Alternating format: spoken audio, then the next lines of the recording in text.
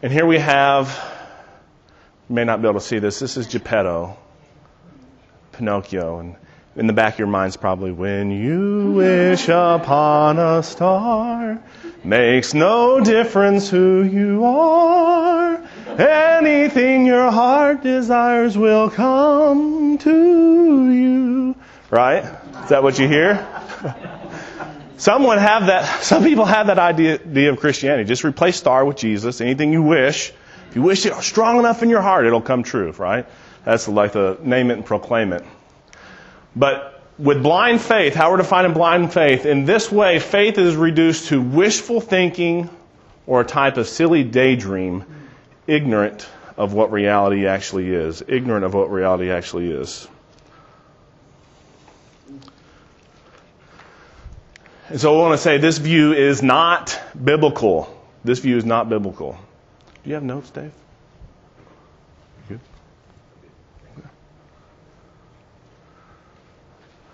This view is not biblical. It's ignorant of reality and not biblical. So let's move on to some dangers in blind faith. Some dangers. Here we have a guy pondering, wondering, doubting. Blind faith makes it impossible for the believer to deal with any nagging doubts. Instead, he or she must suppress any genuine question he or she may have about the Bible and his or her faith. Must suppress any genuine question. Suppress any genuine question. And the phrase here is, I guess I just have to take it on faith. Guess I just have to take it on faith. I'm not saying that there's not some things that we take on faith, but that shouldn't be your first defense.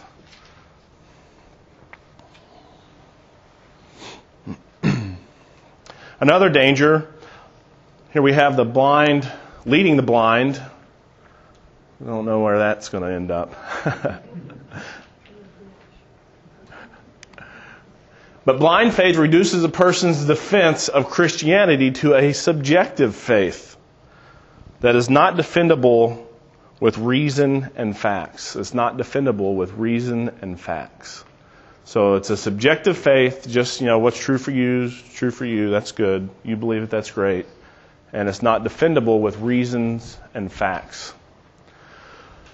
So we might have a conversation that goes like, is Christianity true? And you reply, absolutely. And the questioner says, well, how can I know it's true? And then the person who has blind faith just says, well, you just have to have faith. That's how you know it's true. You have faith. So we want to have a better reasoned answer to that. And there's a song in our hymn books that we probably all love.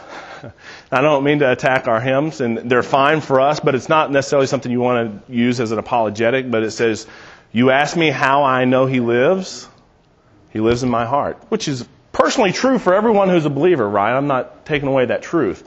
But it's not a defense to the outside world of how we know and why we believe that Christ is alive and well.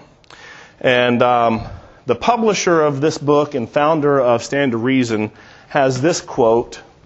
His name is Gregory Cook. And he says, this view of faith reduces Christian conviction to wishful thinking. Don't ask questions. Just have faith. Just believe. My question is this. How is that notion different from wishing?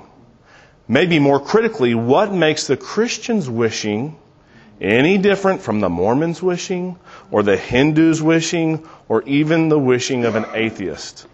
So we want to have something that's more solid than just, I believe it's true.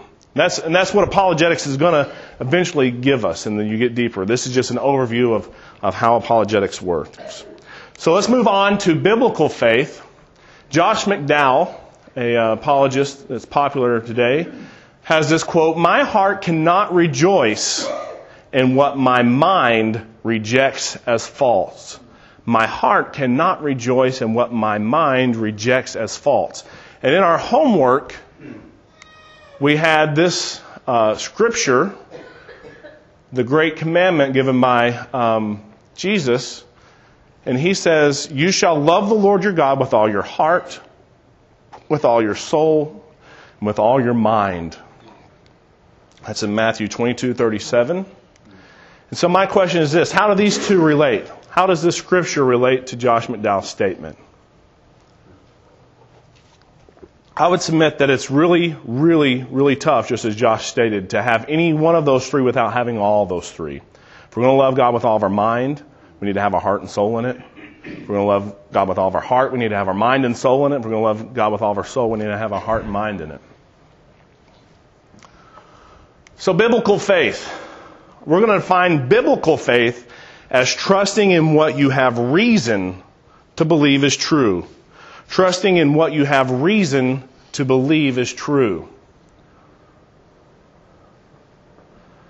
Trusting in what you have reason to believe is true. And I want you to check me on this, because I don't want you to just have blind faith in what I'm giving you, right? It works both ways. So is this definition biblical? Do we have a biblical foundation for this definition of faith? And again, the definition is trusting in what you have reason to believe is true. So let's look at a couple of examples. If I say the faith chapter, everyone thinks of Hebrews 11. So these scriptures are from Hebrews 11. The first details Abraham and Sarah. And this is Hebrews 11:11, and this is the Amplified Version. It says, because of faith, also Sarah herself received physical power to conceive a child, even when she was long past the age for it, because she considered God, who had given her the promise, to be reliable and trustworthy and true to His word. She had faith because she considered God to be reliable, trustworthy, and true.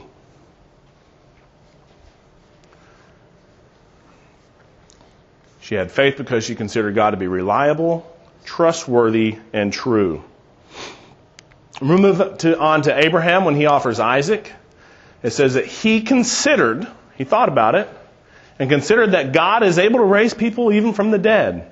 So he was able to confidently go forth, full faith, that if he were to slay Isaac on that altar, that God would raise him from the dead and complete His promise. So Abraham considered that God is able to raise people even from the dead. Abraham's faith was not opposed to reason. It wasn't opposed to reason. Rather, it was built on reason. Abraham's faith was not opposed to reason, but it was built on reason.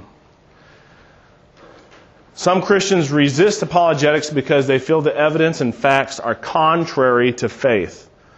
Evidence and facts, they feel, are contrary. They work against faith. If I have evidence, why have faith? I should just have faith and no evidence. Yet the biblical model of facts and faith is this. God supplies us evidence. That evidence leads to a knowledge. And that knowledge leads us to faith. Evidence leads to knowledge, which leads to faith.